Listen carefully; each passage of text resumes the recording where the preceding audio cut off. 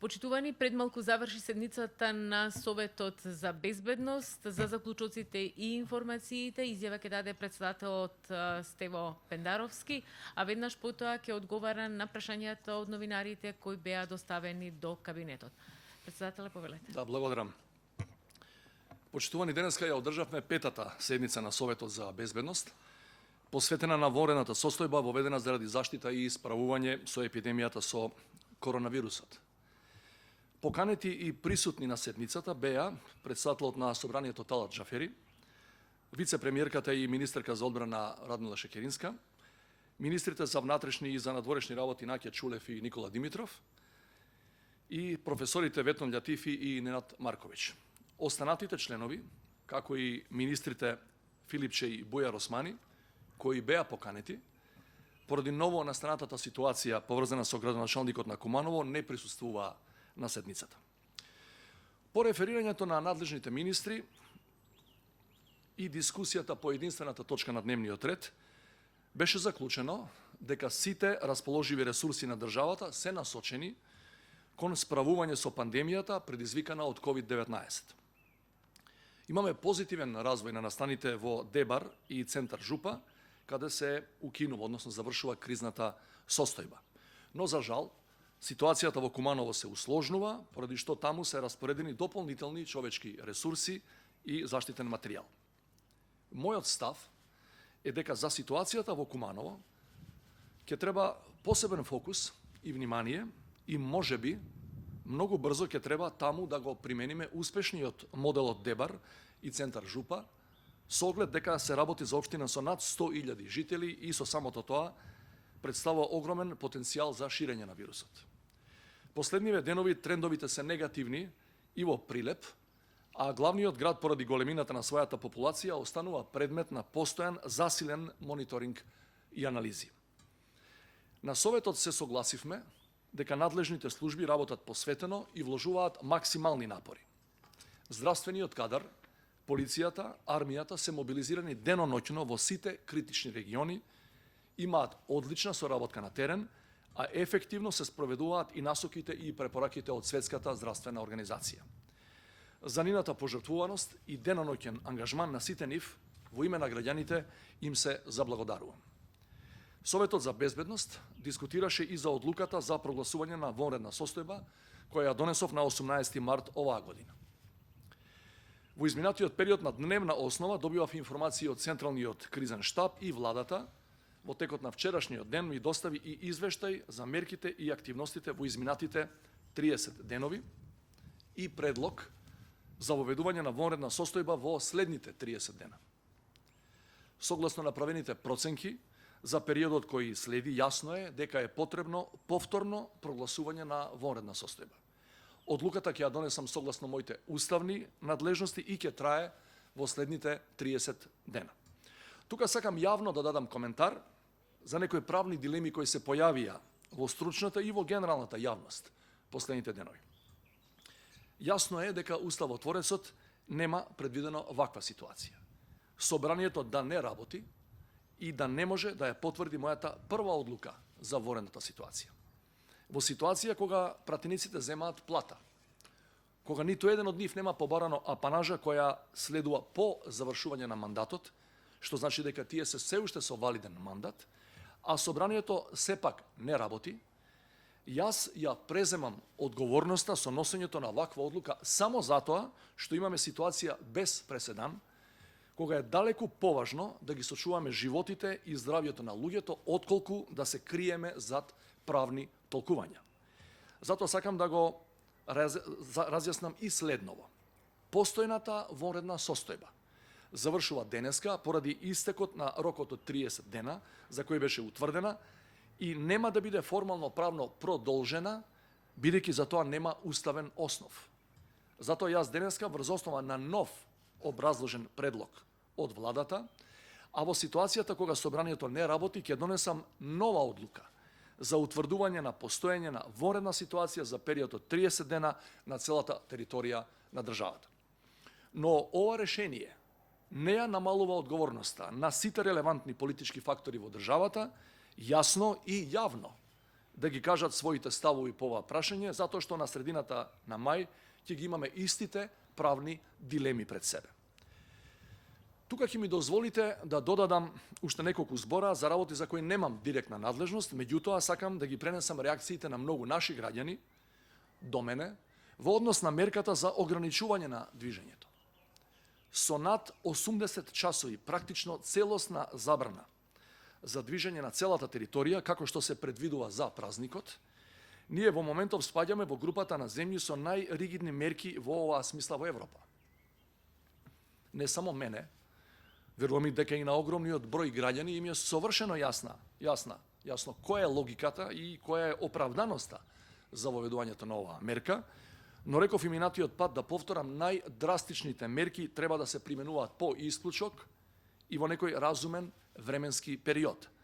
Се повеќе од тоа ќе биде контрапродуктивно и можеби ќе ги реши проблемите во здравството, но ќе предизвика проблеми во некои други области.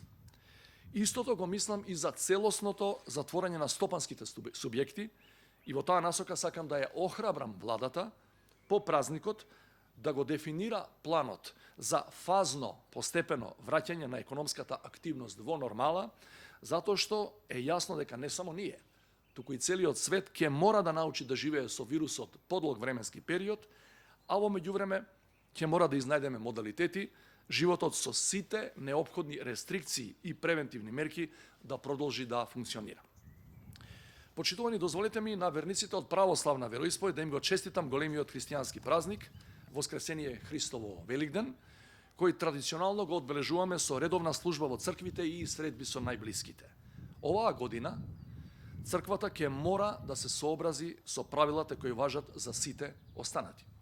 Заради пандемијата, многу права на сите нас ни се или одземени во одреден временски период, или редуцирани, како што е, например, правото на слободно движење или правото на образование, кои се уставно загарантирани. Но во овој период сите ние имаме повисока цел да ги сочуваме животите и здравјето на нашите луѓе, се разбира, вклучително и на верниците. Во нашата заедничка држава, ниту една религиозна заедница не е над другите, ниту еден верник не е поважен од некој атеист и обратно. Еве, за една недела од сега почнуваат рамазанските пости, кои исто така оваа година за прв пат ќе бидат во услови на вонредна состојба со сите правила и ограничувања кои таа ги наметнува врз сите нас. Една работа мора да ни биде јасна. Само заеднички и со максимален респект едни кон други можеме да ја надминеме оваа криза. Да завршам, на денешната седница заклучивме дека Советот за безбедност ќе продолжи да ја следи состојбата и ќе заседава кога за тоа ќе се јави потреба. Благодарам. А сега председателот Пендаровски ќе одговара на прашањата од новинарите кои претходно веќе беа поставени. Градимир Марковски, Алфа телевизија. Господине Пендаровски, каков е вашиот став за Куманово? Дали треба да биде во карантин 14 дена? Ситуацијата станува уште посериозна со заболувањето на градоначалникот Максим Димитриевски. Спомнав и во мојата изјава, ситуацијата во Куманово е лоша.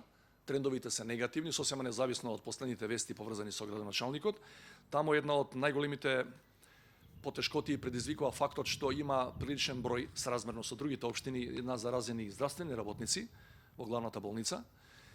И мислам дека владата, тоа е работа на владата, се разбира, држејќи се до препораките на епидемиолозите и до препораките на сите останати надлежни органи, ќе мора многу брзо, веројатно во следниве 24 или 48 часа, да размисли дали или комплет или делови од елементите на моделот применет при затворањето на општините Дебар и Центар Жупан не би требало да се применат можеби и во Куманово со цел да се спречи поголемо ширење на вирусот, бидејќи таму има околу 110.000 луѓе според последниот попис, значи станува збор за огромна бројка на луѓе и град кој е на географска локација одлично поврзан со главниот град и со границата кон северот.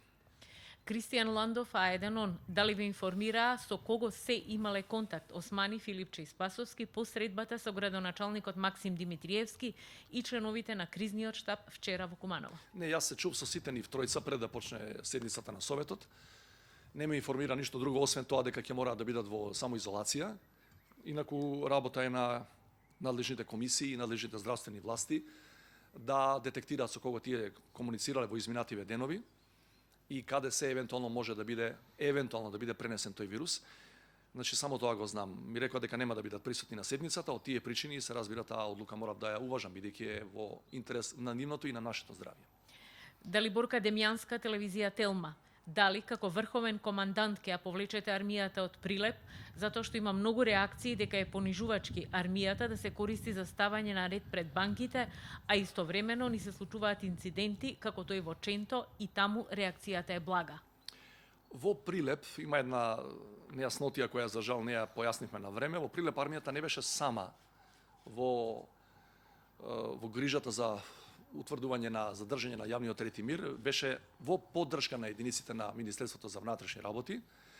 Инаку постои размислување во рамки на Централниот кризен штаб и мислам дека или денес или утре најдосно ќе биде донесени таа одлука, сите банки и сите приватни стопански субјекти да бидат задолжени од своите вработени да ја организираат таа редарска служба. Дури потоа, припадниците на МВР да бидат во евентуално држање на тој поширок простор пред влезот на во тие институции или простори и зад МВР да бидат припадниците на армијата. Значи, недозволено е да се држи редарска служба пред банки од страна на полицајци или војници, затоа што банките треба да имаат генерално, не само во оваа ситуација посебно своја редарска служба, на која можат да и припомогнат припадниците на МВР или на армијата, но не обратно. Градимир Марковски, Алфа телевизија. Што вели Уставот околу прогласувањето на вонредна состојба? Дали по завршувањето на 30 дена ситуацијата треба да се контролира согласно законите кои регулираат менаџирање со заразни болести и кризни ситуации? Ситуацијата се менаџира и според тие закони. Ние, освен тоа, имаме прогласено и криза во некои делови од територијата. Меѓутоа, во делот на вонредната состојба, Уставот неспорно има една правна празнина или правна недореченост. Меѓутоа, ситуацијата ја објаснив и во изјавата е таква да не можеме да се криеме зад правните флоскули или правните толкувања, или ја би рекол финеси во толкувањето на некои уставни одредби. Апсолутен приоритет за сите нас, не само за мене, е здравјето на нашите граѓани и јас со таа цел ја носам ова одлука. Значи, практично, ова одлука е повеќе потпрена на таа грижа, отколку што е потпрена врз јасната уставна норма, која за жал не е јасна, а во еден дел и не е доречена. Ова сакам да го појаснам. Во делот на членовите 125 и 126 од Уставот не пишува што после првите 30 дена кога се прогласува вонредна состојба, односно вели дека собранието треба да ја потврди, меѓутоа ние имаме овдека ситуација без преседан во која председателот на собранието има поинаков став и мисли дека собранието не може после само распуштањето да се свика повторно. Јас мислам обратно, меѓутоа јас не сум надлежен за таа работа, не сум надлежен да го свикам собранието.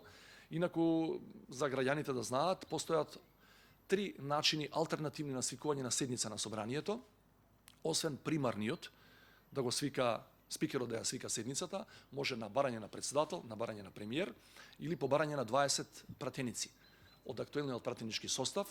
Јасно е дека моето евентуално барање или барањето на премиерот не би наишло на позитивна реакција кај господинот Џафери. Останува, ако тоа некој го сака, од постојниот и според мене актуелен и важечки пратенички состав, 20 од нив да потпишат и да свикаат седница и на таков начин да биде одржана таа седница на парламентот. Мојот став е да повторам уште еднаш, собранието, особено во ваква ситуација, треба да биде во функција, треба да работи. Впрочем, постои една норма која е јавна, која знаат сите. Мандатот на пратениците се продолжува дури во вонредна и воена состојба, а не дали важи ова што претходно го има добиено као 4 годишен мандат. Прашање од телевизија Канал 5, дел од политичките партии и невладините во земјава велат дека со самиот факт што веќе има прогласено вонредна состојба е исполнет условот согласно одлуката на Уставниот суд од 2016 година за собранието да се состане. Како вие го толкувате тоа и дали Уставот предвидува вонредна состојба да може да се продолжува на секои 30 дена? Не предвидува. Го кажав и во мојата изјава, не предвидува, особено не председателот при живо и здраво собрание, да продолжува нови 30 денови.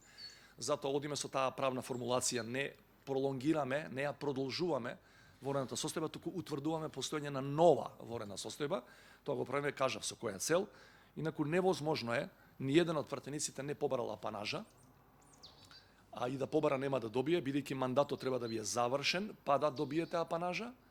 Значи, тие се во активен мандат, не можам да сватам зашто е тоа толкувањето, меѓутоа минатиот пат на претходниот совет тоа го разговаравме, за жал тоа е ставот на председателот на собранието и тој е надлежен за раководење со таа институција. Сега има серија прашања во врска со великденските празнувања. Јас ќе ги прочитам прашањата, а председателот ќе одговори со еден одговор на сите овие прашања, бидејќи за исто се однесуваат. Сонја Делевска од Сакам да кажам. МПЦ реши црквите до 16 часот да се отворени за причесна верници, да влегуваат максимум 5 души и да носат маски и шалови. Но причесна се прави со земање лепче од една иста рака на попот и пиење вино од една иста чаша или една иста лажица. На крај попот го испива со лажицето тоа што останало. Причестувањето веќе е почнато од завчера и трае до Великден. Председателе, како ќе осигура владата да нема гужва во црквите до 16 часот неделава за причесна? Дали на лидерската средба беше покрената ова прашање? Дали ова не е извонреден придонес за масовно ширење на заразата од коронавирусот наспроти силните владини мерки за нејзино сузбивање? Папата сам служеше литургија, сите цркви беа затворени, нема причесна ни во Грција, па дури ни во Србија. Дали Борка Демјанска од ТВ Телма остана нејасно дали црквите ќе бидат затворени за Великден, како ќе се врши причест и дали имате порака до верниците. Билјана Секуловска од Нова телевизија. Премиерот Оливер Спасовски рече дека владата не може да ги затвори верските храмови ни земјава поради пандемијата на коронавирусот, зашто слободата на вероисповест е неприкосновена. Дали председателе сметате дека со ова се кршат уставните права на сите останати граѓани кои со вонредната состојба и не се неприкосновени повеќе? Реков и во изјавата, во неколку од тие тези што ги образложив јавно, дека во нашата држава не смее никој да биде привилегиран, ниту да биде дискриминиран по верска, односно религиозна основа. Значи, ниту еден верник не може да има повеќе права од оние кои не се верници, или верник од една вероисповест да има повеќе права од некој кој припаѓа на друга вероисповест. Споменав следната недела, почнуваат рамазанските пости кои ќе траат еден месец. Еден значаен дел од тие пости, според толкувачите на таа религија, се одвива во време кога треба да има политички час исто така. Значи, како ќе се поставиме сега, така државата мора да биде еднаква кон сите и да се постави на ист начин и кон припадниците на друга вероисповест. За припадниците на било која вероисповест, правилата, прописите, уредбите со законска сила кои владата ги носи, важат и за нив, важат и за мене, важат за било кој во оваа држава и тие мора да се почитуваат без резерва, без остаток. Не може да се прогледува ни с прсти на една категорија луѓе, а да се заистите за некоја друга категорија луѓе тоа да не важи. Еве да ви кажам неколку примери кои дел од нив сами ги спомена новинарите во своите прашања, како се однесуваат во оваа ситуација без преседан на глобално ниво неколку од најпознатите, највлијателните глобални верски лидери. Ова за папата го спомнате. Чи сосема сам ја држи мисата, што не се случило никогаш, не знам, во долгата историја на таа вероисповест. Еден друг податок кој не знам колку го знаат нашите граѓани. Саудиска Арабија е седиште на најсветите места за исламот. Мека и Медина. Тамо се наоѓаат џамиите кои секоја година се посетувани од милиони верници. Начилак. Може нема да ви се верува, меѓутоа на 20 март оваа година саудиските власти донесоа одлука со која ги затворија двете најсвети џамии за секој муслиман во светот. Затоа што е таква ситуација. Затоа што здравјето на верниците е најважната работа и затоа што во оваа ситуација без преседан секој верник ќе најде начин на поинаков начин тоа да ја практикува верата и да ја почитува својата вероисповест. Значи, ако тоа може да го прават папата или најсветите места така да се однесуваат или да бидат дури затворени во оваа ситуација на исламот, не можам да видам зашто нашите верски заедници тоа не би го почитувале. Да не излезе дека ја критикувам политиката на раководството на најголемите верски заедници кај нас, треба да го кажеме и тоа. Што е право, е право. Раководствата, значи и на МПЦ, и на Исламската верска заедница, до овој момент, во сите своји јавни објави и во сите своји јавни настапи, ги поддржуваат мерките на владата и апелираат до верниците овој пат најсветите празници за тие две религии да ги поминат во домашни услови или со почитување на препораката да нема повеќе од 5 мина во еден ист простор. Мислам дека тоа треба да биде најзначајната порака до секој верник во нашата земја, независно на која религија припаѓа, дека тоа треба да се почитува. Здравје Боже, има време кој ќе заврши оваа пандемија, да отидеме во храмовите и да се вратиме на практикување на верата така како што тоа секој од тие вери налага. Имаше уште едно прашање, дали на Советот за безбедност стана збор за однесувањето на верниците, за тоа што да се прави и како ќе се справи владата со ова? На Советот не, меѓутоа знам од реферирањето на надлежните министри, кои се исто и припадници на Централниот кризен штаб, дека е разговарано ова сабајле. Микрофонот само председателя. Значи тие имаат денеска во 9 часот имаат редовна седница на Централниот кризен штаб. Знам дека таму е разговарано и донесен е став дека тоа што е уредба со законска сила и тоа што е препорака од сите надлежни институции, вклучително и од Комисијата за заразни болести мора да се почитува без било какви исклучоци, сосема независно кој верски празник е на календарот и кој граѓанин од нашата земја на која вероисповест припаѓа. И последното прашање, Билјана Секуловска, Нова ТВ. Дали сметате дека во услови на економска криза за богатиот слој во општеството треба да се наметне прогресивен данок, затоа што во овој случај, но и генерално, тие се привилегирани? Тоа излегува далеку над моите надлежности и се разбира над мојата експертиза за која тоа се области за кои никогаш не сум навлегол подлабоко и за кои никогаш не сум се интересирал подлабоко, меѓутоа во принципијална смисла говорејќи, мислам дека товарот на кризата треба да го поднесеме соодветно на нашиот статус и во имотна смисла. И логично од таа позиција ми е дека оние кои имаат повеќе треба да придонесат повеќе. Во оваа ситуација која трае месец дена, може да трае уште месец или два или три, сеедно, нелогично е во време кога се затворени практично сите бизниси и кога практично сите фирми, особено мали и средни, се затворени, кои не можат да привредуваат, не можат да приходуваат, не можат да придонесуваат за животот на оние кои се вработени таму и па и за пошироката заедница, нелогично е оние кои имаат многу, оние кои се спаѓаат во категоријата на најбогати во нашата земја да се однесуваат како да не се од тука и како да кризата не ги погаѓа. Значи, во принципијална, во човечка смисла, мислам дека секој треба да помогне толку колку што може, а неспорно е дека тие што се најбогати можат многу повеќе да помогнат од најсиромашните кои се објективно најпогодени во оваа криза и кај нас и во светот генерално. Почитувани, ова беше пресконференцијата на председателот Стево Пендаровски по 5-тата седница на Советот за безбедност. Ви благодариме за вниманието. Благодарам.